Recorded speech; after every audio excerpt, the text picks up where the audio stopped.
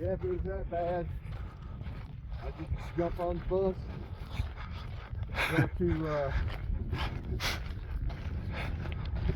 Hatchet. Oh yeah, true.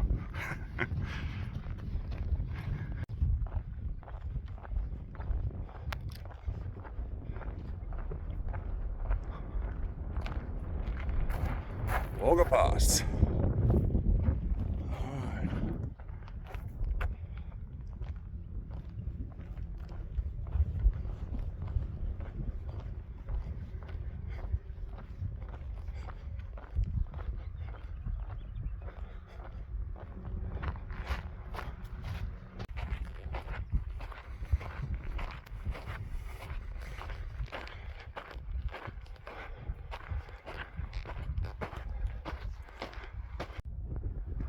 There he comes.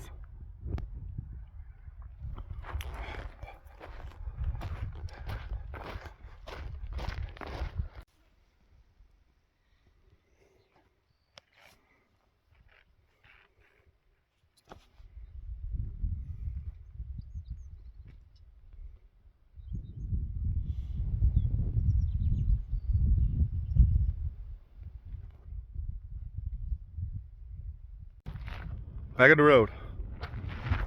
I renamed Dammit Man Dr. Ray, Dr. Dammit Man. You might hear when I'm dying whatever on trail and I say it, and it's often it's not as bad as it sounds. I might exaggerate some of it sometimes because hey, it sounds better, right? However, we're doing up and we're still working on my damaged leg, which is we're gonna take another day. We did like 900 feet of up, and in the end, Dammit Man is like, I'm like, is it hurting? I'm like, the steeps, you know, it goes up, but then there's these up.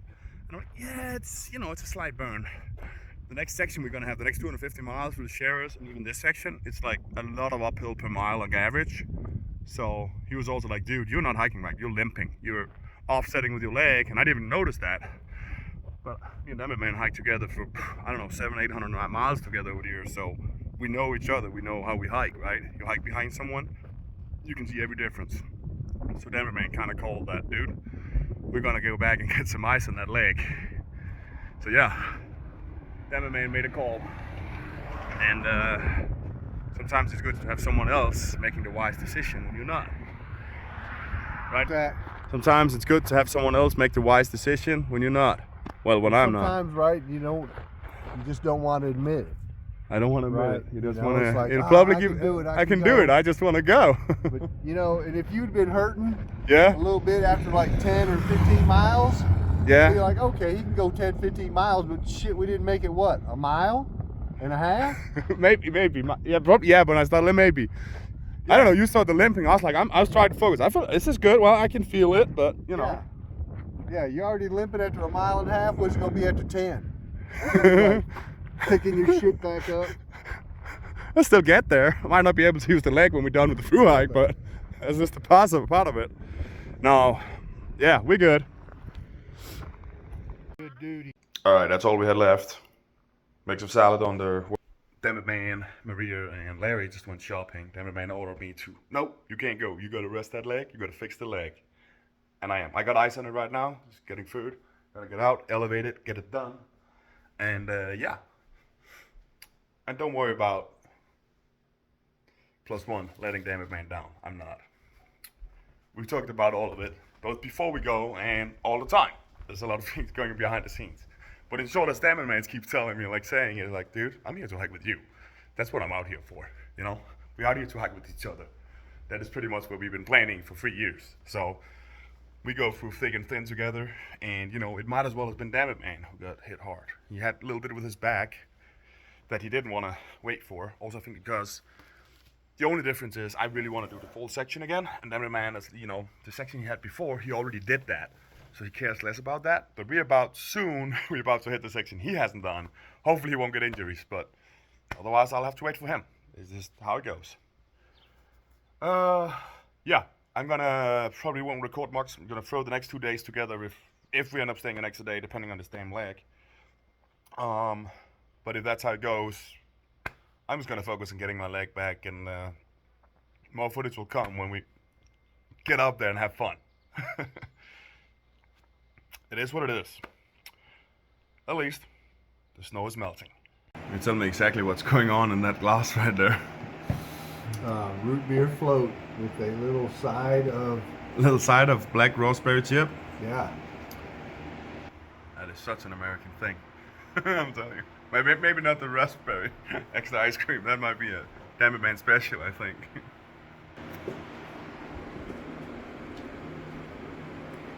I did.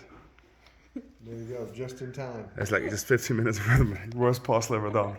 Worst puzzle I've ever been a part of. I don't know how many hours you guys spent like the last 2 days, but it's like there gotta be like 20 plus hours in this damn puzzle to finish it. It's terrible. Well, we did it. Yeah. I'm eating.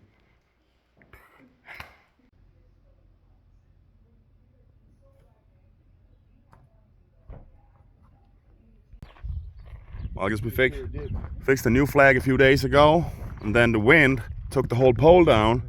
Then the man fixed that again, since we keep coming back here, and now he fixed the light too. Well, maybe. Put a new light light up, then light won't work, so I gotta fix that too. Coco. Come on. All right, let's go a little day hike up here to what, cemetery? Cemetery? Yep, there's Indian cemetery up there, Native American. Native American. That's what they do. I know the walker past, mentioned this. I don't know, American guy who's like, oh, he found the pass. I'm like, pretty damn sure that the natives found it a lot sooner than that. Yeah. Didn't get it on camera, but that was definitely a jackalope. You don't know what a jackalope is? It's kind of like a mix of a deer with the visor, is that what it's called? What's it called? Horns. Horns, and a rabbit. Search it on Google, you'll see. It's totally legit. There it goes. There it was. Right there. That's the jackalope right there. So we have a question from Orange Slice, fellow hiker this year. And, I think it was like, if you have attempted a through hike but didn't accomplish your goals, how did you deal with the emotions from that? And Orange Slice, we have met her a few times in the beginning of our hike. Awesome hiker, but she had some injuries, so she had to get off trail this year. And I guess, Damn It Man and I, we have experience from 2022. You did 800 miles, had an injury, had to get off trail, and I did a little over half the trail, running out of time and stuff. Also had to get off. What are you thinking, Damn It Man? What kind of emotions did you go through? And well, of course, the first emotion is like getting separated from the group that you're hiking with. Yep. Because it doesn't take long if you hike with a group or people for a few weeks. You kind of get attached to them, and of course I injured myself, so the first things that I did was I doubted how serious the injury was, even though it was serious. I can relate to that right now. And it's like maybe I could have pressed on, but of course I just had witnessed a young girl who had to be helicoptered off the trail because she ignored her injury and she just kept pushing it to the point where she couldn't walk anymore. Yeah. And that still lingers with me. I still think about maybe I could have pushed on, maybe I could have done it. Yeah. But of course I know I can't, right? I couldn't have, because hell, it hurt for a long time after I come back, and I wasn't hiking and I was resting it. Yeah. Of course then I felt like a damn failure. So it's pretty tough, and right, I really didn't know how to convey, can kind of work it through with like maybe talking to somebody about it, because unless you're talking to another through hiker, it's almost like they can't relate. It's hard for anybody else to understand what it's even about, because until I did it, I didn't understand. I didn't understand camaraderie that you know, develop with people, and how much emotion you feel after you get separated from somebody for a few weeks, and then you see them again, and it's like, yeah, it's almost like you thought you was never going to see this person ever again, and then here they are, and it's such a great, like, reunion. Yeah. And then you're watching the people that you hiked with succeed. Yeah, it's tough to deal with. It's kind of just, you just got to accept the fact that, you know, what you did, just getting on the trail is a form of success. So right? Yeah. Most people are never going to get past the point of, you know, watching it on YouTube for whatever various reasons, and I'm not shaming anybody, because everybody's got, you know, reasons to not attempt it. Oh yeah. And they're normally always valid reasons. But you know, this is just, you know, me personally, and I had to just come to accept the fact that as a beginner hiker, because I'd never hiked anything before I tried it, you know, 800 miles was a legit success. Oh yeah. In itself. So you got to just kind of hold on to the positive. You got to let the negative go, and you got to just plan on your return trip and coming back and being a success. True. So yeah. A little side thing here. We're trying to get up there, but we have no idea which road to take to get there. Yeah. Yeah, I don't know. No, maybe we were on the right path over there. Maybe we were. I'm like, who knows? I can definitely relate to what that man says about, you know, you feel like a failure for not completing it. But yeah, it's just the injuries is like, that is probably Thruhike's worst nightmare, because that's kind of out of your control. Sure, there's injuries that happen, you know, that you could control or do something about, and you didn't, but the majority of them is just unlocked. People are like, oh, you gotta watch your steps. Well, I think a Thruhike, I did the rough math with my steps, and it might be like 6-7 million steps, you know, and all it takes is one off, or a rock that was loose or something, and that's it. Well, yeah, so right. It's important to say, like, you're not a failure just because, you know, you didn't finish. Like, it can happen to anyone. And as you said, the biggest part is just getting out here, right? Yeah. You hiked 800 miles in 2022, and I mean, honestly, that is a longer hike than the majority of hiking trails around the world, and more hiking than most people will ever do in their lifetime. Especially longer of a hike than most people will ever do.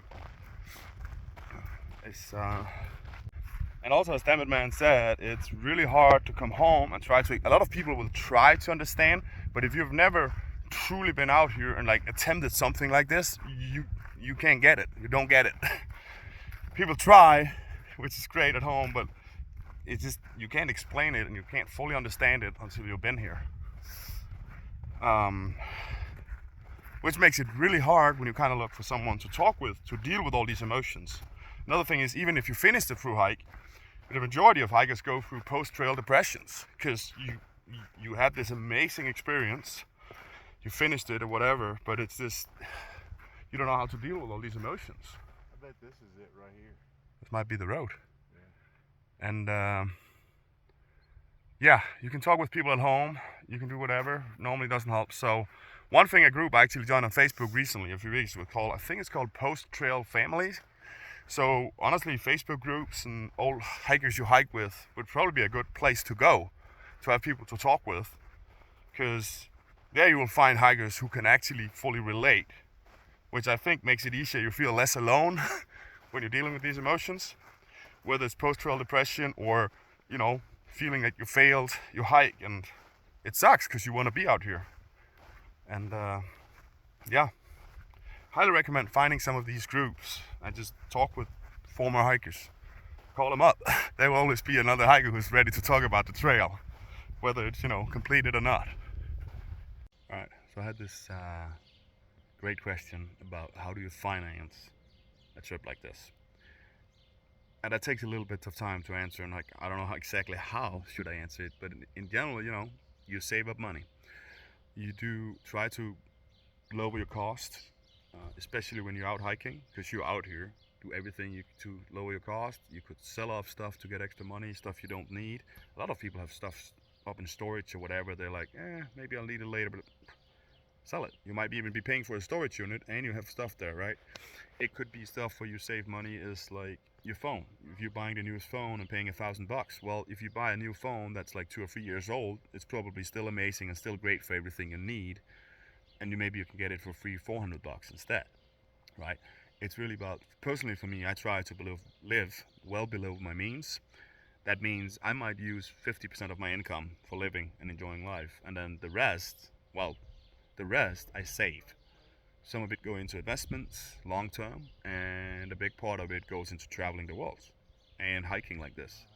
It's a priority I have, so I sacrifice other places in my life. My home is way cheaper. The house I have is probably, compared to my best friend's, it might cost 15% of what he paid for his. Maybe it's more like 20 now because I renovated it, but you know, my monthly cost of that one is way cheaper. It means I live 20 minutes away from him, so it's not an issue.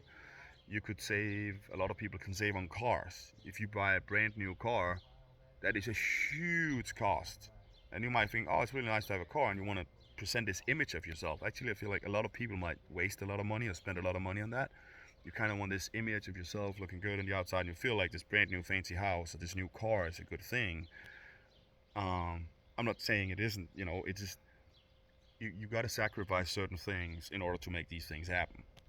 And I feel like finding a smaller home could be a thing, you know, it's just an idea. We all have different situations. Like, not everyone is able to make these changes. It's so individual. It could be the cars. I never buy a new car because it loses like 10-20% of its value just driving out the gate, right? I normally buy cars that's between 4 to 6 years, 5 to 6 years old, because I feel like they lost a lot of value, but they're still pretty new. A lot of them are well taken care of, and I feel like I get a lot of value for my money right there. Fairly new car, but for a fraction of the price of a new one. Also look at, what do you really need in life? Now, cars are a great example. I'm sorry, but don't take it too harshly, Americans, because I'm gonna go for your cars right now, because I'm a European. I come from Denmark. There's a high taxes, and I don't mind it. And we have high taxes on cars, and the gas price is also high. Our gas prices, if I calculate it all, it fluctuates, right? But we might be at 8 to 10 miles per gallon, and that's fine. Here, I think it might be 3 to 6 miles per gallon, and people are complaining about it. But a majority of people I see here is driving cars they don't need. They drive big trucks, big SUVs, which you don't need. Some do. Every now and then I do see a truck that's actually being used for its purpose, you know, carry a ton of weight or something. But the majority, you buy this massive truck, right? Don't take this as a excuse. It's an example of where, you know, we waste money that could be used for something else. But at the same time, if that is what truly makes you happy or gives you value, right, having that, I'm all for it. But it's one thing, right? You could have a little economical car. It'll still transport you. It'll still get you everywhere you need to go, and it might do 60, 70, 80 miles per gallon, right? That's a lot of money that could be saved. You know, often a smaller car might also be cheaper in repairs compared to a big car. Downsizing on houses, just looking for your major cost throughout your household. Where can I save? Sometimes, you know, investing a little bit in money and having a more energy-friendly house, you know, using less energy and stuff, is like an investment in your house, but over time you will save money. It could be a toilet that uses less water. There's a lot of things in these, like, things in Denmark. There's a lot of focus on that in housing. It costs a little bit of money now, but over time you save money back, which in the long run is just gonna give you more money to spend for other things. And so in short, it's really about save up money, but also really look down, like, what do I want in life? What is important to me? Am I buying this new fancy phone, all this, because it really makes me happy, or is it just because it's, you know, a fix or something? You know, It's about sacrifices, really it is. Look through your economy, find any way you can save money, and always be ready. Like, you could change everything. People are like, oh, I can't do this and this and this. You could sell everything, buy a cheaper house somewhere, and make it work. I'm like, oh, but I have 3 kids. They all need a room by themselves. Maybe they do. Maybe they don't. It's a priority, and it's so individual for all of us, right? In what situation we are in, what income level do you have. But in the end, how do we finance it? We save everything we can, and when you travel, we try to lower our cost. Last time I was renting an apartment before going. I moved out of that one. I sold all my extra furniture because I was like, it was better to sell it and have someone even pick it up, right? And I could always just buy it back at the same price or less half a year later, second hand. And I didn't have to pay, for having it, in storage. Sometimes it was easier to sell it all. And I could buy it back later if I needed it. Some of it I didn't even need. So the rest I got stored at my stepmom's house. It was like probably like 15 boxes that I got down to. That was all my belongings. And maybe you know someone that can have it stored for you for half a year. If not, you have to pay for some storage. If you have a house that you can't get rid of, you still have cost of mortgage, maybe you can rent it out for a limited time. Make sure, of course, you look through all the rules and how that works, right? And maybe you have someone you really trust, a family member, a friend, that can help you with the whole logistic of it when you're not on trail, just in case anything happens when you have people there. Yeah, I don't know. Sometimes at home I have like insurances on my car. I was considering if I remove the plates and stuff, there's certain things you can do to not pay the insurances, so I could save money there. I end up not doing that, so my car is still going because I need insurance on it just in case something happens while it's in the garage. Yeah, lower your costs as much as you can. Save every penny. Don't waste money on eating out. People going, I do it to myself. You go out, let's say you spend $10 in Starbucks, right? And you do that every day. That's $300 right there, safe. I think I forgot to add here. So $10 in a Starbucks coffee, for example, right? Oh, it's $300. So I have a multiply by 30 rule that I use. Something you do often, every day, because most of us get paid every month, right? It's like the monthly paycheck, right? And that's what we live off. If you spend $10 a day, multiply that by 30, and you got how much did I spend in a month? If I do buy a Starbucks for $10 every day, that's like $30, like $300, in a month, right? It gives you a better perspective of how expensive these little habits are, of these little everyday things. It's just $5 here and $10 there. Multiply it by 30, and you will see a big impact in a monthly income. That could be $300 right there you could save and use for a lot of other things. That goes a long way on a thru hike. So cut cost, save, and look deep within yourself. What do you really need? What makes you happy? Is this new TV? Is this new thing? Is that more important? Or would you rather say, I don't need this, I want to save the money so I can go thru hike or travel or something else? Be true to yourself. Make sure the money you spent because it gives you value and not just because you want to show an image. That sounds a little, but I do see a lot of that happening around. And as a thru hiker or hiker, I've really become more minimalistic, and I've learned a lot myself where I'm like, I wasted a lot of money on stuff that now I'm like, I don't need these things. It does make me more happy. Traveling the world, that makes me happy. I don't know exactly how to answer it, but I hope some of it helps. That's what we do. Save, spend less, sacrifices, make it happen.